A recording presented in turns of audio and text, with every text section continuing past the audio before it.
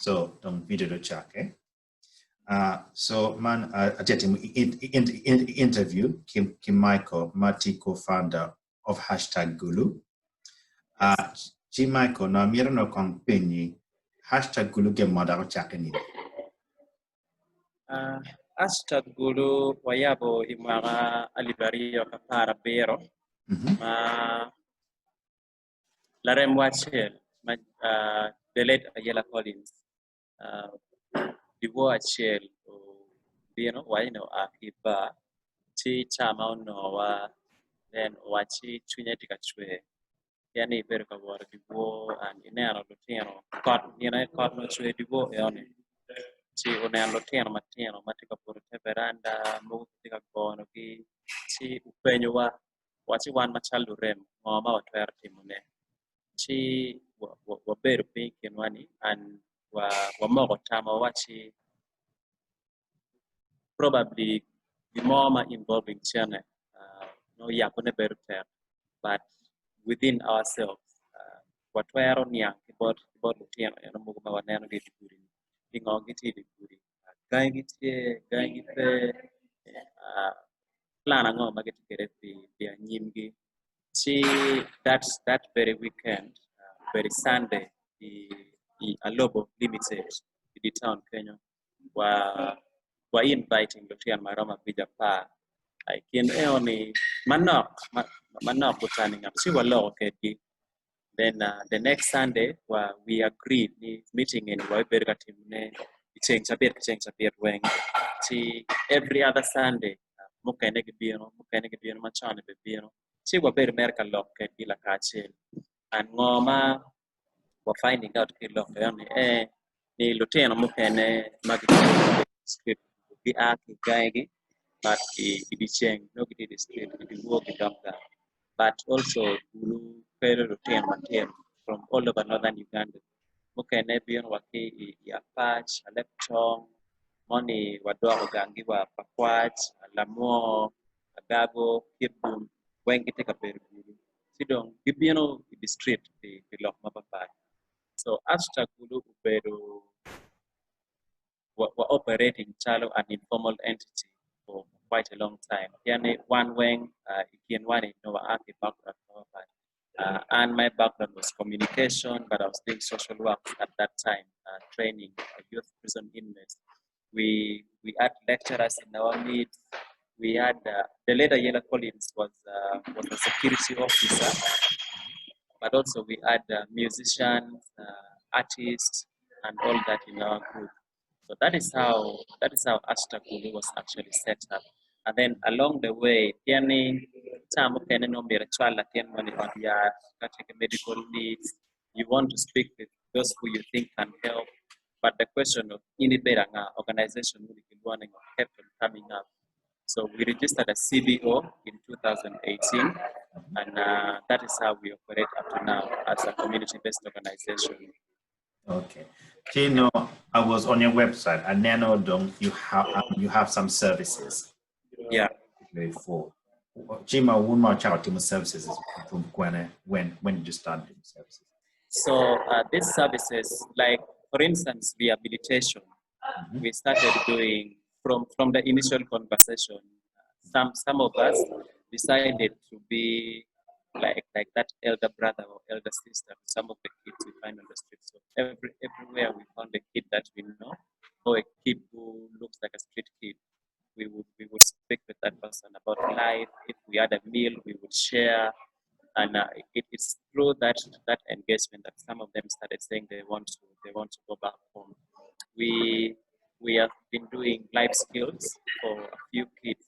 Manogo, they have come up from the interactions. They say, for me, this is what I want to do. So we have tried out several arts and skills training. Until this year, we narrowed down onto carpentry, bricklaying, and concrete practice, tailoring. We are going to do mechanics. So the information on our website will be updated to reflect the current situation. But then some of those work we started doing them in 2017, but informally. Like we have been providing medical help. We have been calling onto other people. Like there are clinics within Gulu who say if someone is sick and you've brought them here and the cost is manageable, for us, we'll offer free treatment. If they need some specialized treatment, we'll also let you know or refer to another health facility. Some of those things we have been doing it for a long time. Also, we struggle with putting things on our website on Facebook, because if you actually go through our Facebook page, you will see that there are information we put there, but others we don't. Partly because of the identity of some of the kids. So unless somebody really tells us that, okay, you can do this, and we explain it to them quite several times so that they know, or one day if they come across their pictures on our website or on Facebook, then they have actually been explained to, and they know why we have done it there.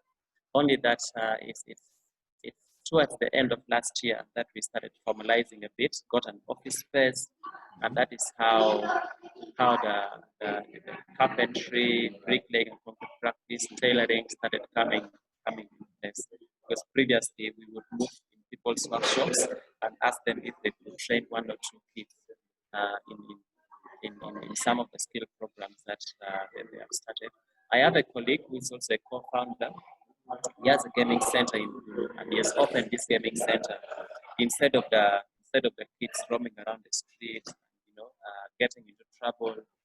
They could go to his gaming center and play games to engage them, and there nobody really judges them like it happens outside. Yeah. Okay. And in terms of the services, you mentioned tailoring, carpentry. Gee, I will look a bit about that cycle. So, can to chat through that training?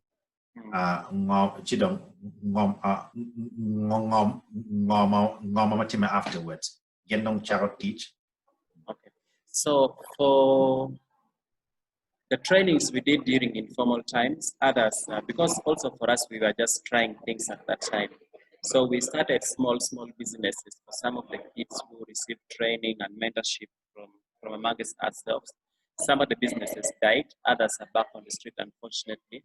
But now with the carpentry, tailoring, we are setting up a workshop where the guys who are trained in tailoring will be working from as a group. We are not going to set up businesses for individual trainees, but we are going to register like a cooperative society for those who have gone through our trainings and the ones who are interested in working together with their colleagues, because we will be using the same machines we have bought for the trainings for them to do work after the trainings, and so that would be a property of the cooperative society. So they'll be using that to make work. So if you make a cloth and that cloth is sold, you will share the proceeds with the cooperative society. But also the other thing that we are doing is to seek out for employers. So that's like the guys who are doing carpentry and construction, so that they have a place where they can do apprenticeship and just learn how things work in the real world. At the end of the day, if there are those ones who want to continue being a part of the group, they will remain a part of the cooperative society. But if someone feels like, okay, at this point, I've got enough skills, I've been exposed to how things work in an ideal work situation, I want to maybe go back home and start something of my own, then we would facilitate that process for them to go back home, then start their work at home. So we are doing the cooperative society for the first thought that we shall train, so that because we understand that sometimes even if you've been to a university, there's no guarantee that you'll find a job. But if you're trained and you know, I can work together with my colleagues whom we have trained together with, and I'm making a chair or I'm making a bed, I'm sewing, a cloth, and somebody can sell. And so personally, we should be able to market those products that they are making. But also that way, their earnings is helping them to sustain the workshop as well as themselves, because they will be taking profit. Some of them who want to go back home. We'll see how to facilitate that process. For the ones who don't want to go back home, the society will be a place where they can work. But now they will be earning a living in a bit more decent and legal way, not causing trouble like the story was before. Around Penyagwak a bit about what, I mean, you're doing lots of good work, but challenges more about GM out here facing, come out yet, GM, all these things. Yeah. So obviously one of the challenges that we're facing now is that to do any meaningful work and training, you need a lot of resources. And most of our work are dependent on ourselves, just putting our resources together and then meeting people who are willing to support. Like where our office now at Elefante Commons in Gulu, we don't pay for the office space. It's actually the only place where we have stayed for more than a year without being chased. Most of the other places we go to before, as long as people learn that you are working with street kids, in Gulu, Kilwongeni, Ago, so Johnny Chicago, Johnny Chicago, they start asking for money, and before you know it, they have closed doors on you. So that so far happened in 3 places. Kama Wayabo meeting Yeki and Lobo, then we went to 2 other places and they kept on chasing us until we reached here. And the classrooms that we are supposed to be using is free of charge. Our office is free of charge. We also have, we are setting up a training center at the end of the facility. It's about a quarter an acre piece of land where we want to set up like a safe space for the kids to come. So I would say one, we have little resources to do the work that we are supposed to be doing. Then 2, community perception about street children. In Gulu, when you're described as an Agu, people have like a very different thinking about you. So we have seen many people have been beaten mob justice style simply because somebody called them an Agu. So, and then also the nature of the people that we work with. Some of them are very mobile, not stable.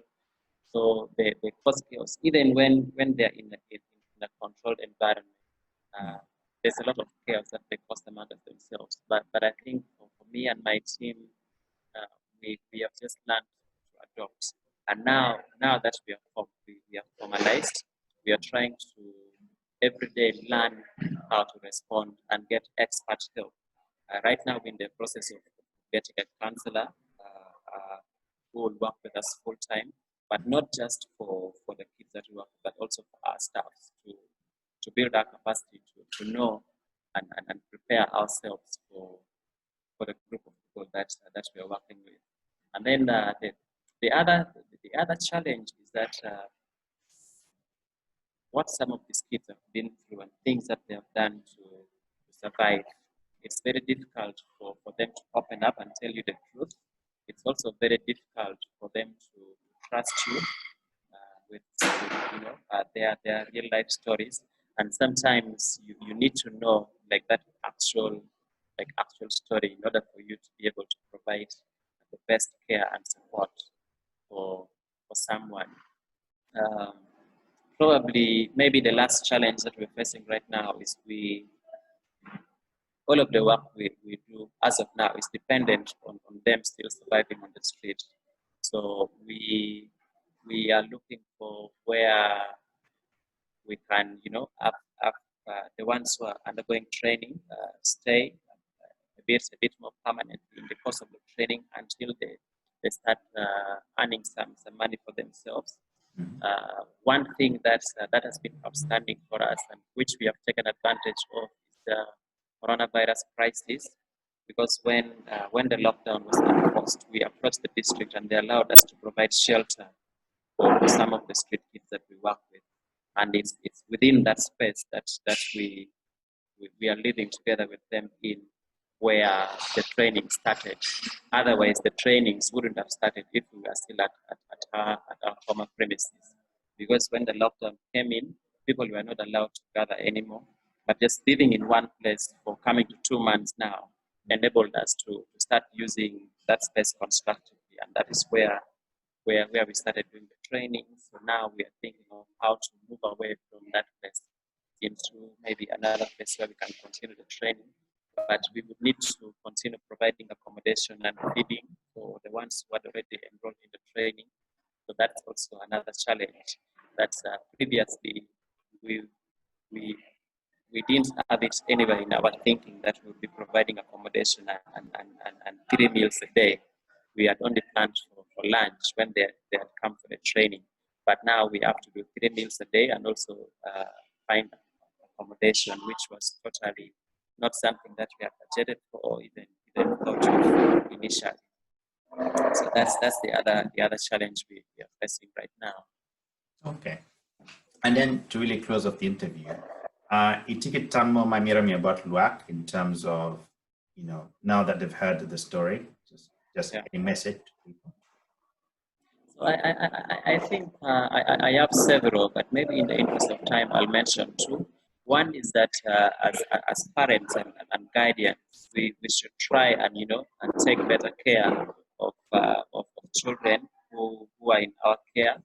I know in the part of town where we live, most people grew up really in a nuclear, I mean extended family. So sometimes you're taking care of your brother's child, or your uncle's child.